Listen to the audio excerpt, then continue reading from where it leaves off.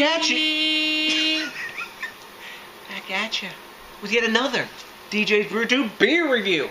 We've been drinking beer all night. Have we? But we don't even have a buzz. Not at all. Because we're schooled beer reviewers. We're drinking beers that are lower in percent ABV than our piss. And smaller in size, too. I mean, generally you see Johnny and I with a big ass 750 in front of us. And we've been drinking 12-ounce beers pretty much all night. But that's okay, because we can crank out the reviews that way. Yes. What beer do we have now? I think we're on number beer review 31. Yeah, something like that. Well, this is from in 21. 4 hours. No, maybe it's 21, because this is 21st Amendment. 21st. What beer is it from 21st Amendment Brewing Company? It's Marooned On Hog Island. That's right, Marooned On Hog Island. Now, this is a special Marooned On Hog Island. Why is it a special Marooned On Hog Island, DJ? Because it's a year-old beer. Oh. That's right. Yet another beer that DJ has forgot that he had in the cellar. Yes, which is in several places. We have an Oyster Stout from San Francisco, California. US of A. It is. Yay. It is seasonal. And let's see. 7.9% ABV. Yep, we got an IBU of 35. Our maltiness is from pale chocolate crystal. I can say this, Carafa, rolled oats, wheat, white wheat. Is that like white wheat bread? Maybe. Okay. Hops are Magnum, Willamette, and they put something special in this called oyster shells because it's an oyster stout. Now with oyster stouts, they do one of two things. Like you saw us review, was it Rosie Parks from Fordham, and they used the whole oyster, the meat and everything when they put it in there. This one's just using the shells. That's more typical, just the shells. The ones with all the oyster meat and everything. What does Flying Dog use? Oyster extract? I think they use oyster jizz. That's why they call it fucking pearl necklace. I just don't like that beer. No. That beer sucks. And I like oyster stout. Anyways. Rosie Parks is really super dark. A little bit of ruby hints coming through. Not much. Not much head on this one. This is, I guess this is an imperial oyster stout if it's 7.9. Yeah. Swirl it. Look at that. Tons of instant glass nice. lacing. Look at the caramel like coating on the inside of that glass. Tons of alcohol legs. Wow. You mean like cocktail sauce? Yeah, I know, right?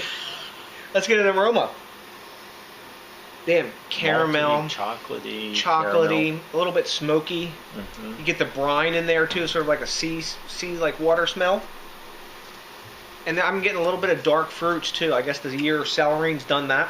You know, I drank this beer several times. I bought 2 4-packs of this. I really like it. Damn, smells great. He's tasted it. I'm going to do so now, and he'll tell you what he thinks. Cheers. I get a smokiness out of it, chocolate creaminess, nice mouthfeel, not heavy, not light, medium bodied, light to medium. Not getting a little bit of salty brininess. Not as much as Rosie Parks. But they're using the meat in there. It's a year, too. Might have faded. No, I don't think that goes away. I think because they use the oyster meat in Rosie Parks. No, but in this. Yeah.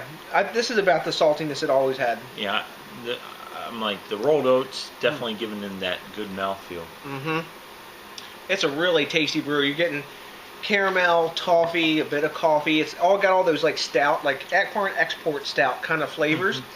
The carbonation spot on. It has a nice medium mouthfeel, but it's coating because of the oats, like Johnny says. You can't taste a bit of the alcohol in this beer.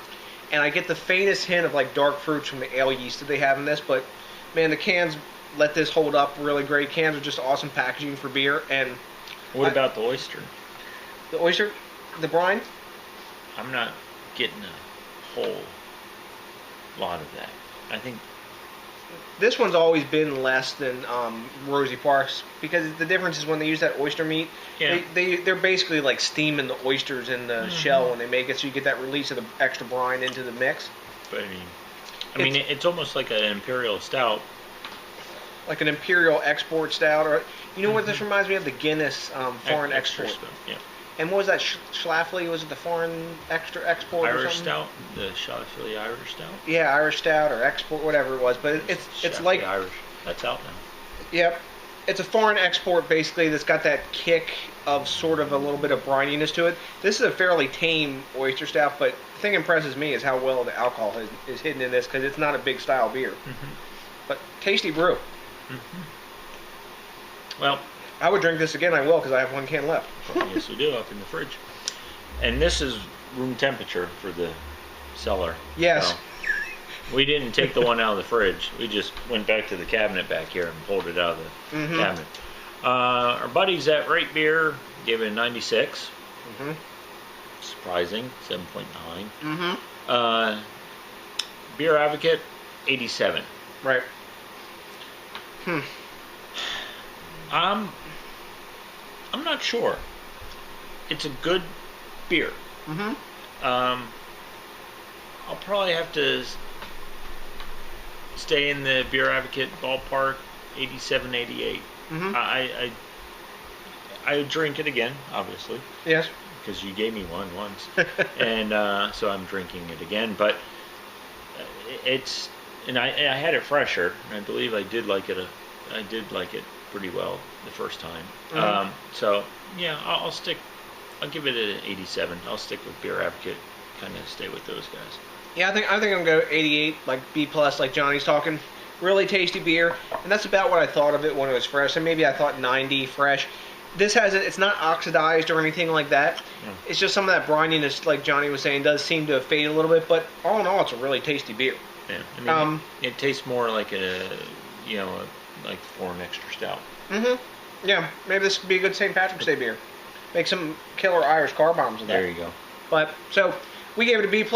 If you can let us know what you think about it, man, that would be freaking awesome. We'd love that. I think. Yeah, if any other parts of the country make oyster stouts besides Jersey Parks, Flying Dog, and these guys, 21st Amendment, send them our way. Let us try them. Let us know about them. You know, there's maybe not on the radar screen. I know there's some like English ones, but I haven't heard a lot of good things about those. Like their flavor's kind of meh. But this is a real tasty beer if you guys see it. And this beer I think would pair well with a lot of dinners too. It's not so huge that it's going to interrupt the food. It's nice. Eat some steak with this. The roast isn't so high that it like gets in the way of the food. That roast level, it's not that sweet either. That would, take the taste away from a nice steak. I mean, you got a little bit of that saltiness, which would go well with a steak or other meats like that. And it's got enough. It's got enough of its own flavor and body to stand up to the food too. So, anyways, guys, so the next time, I think asparagus would go well with this. Grilled asparagus. Or maybe your Brussels sprouts. There you go. Those would be pretty awesome. You think like Brussels sprouts? Yeah, those would be good. Anyways, guys, enough of the cooking lesson for today.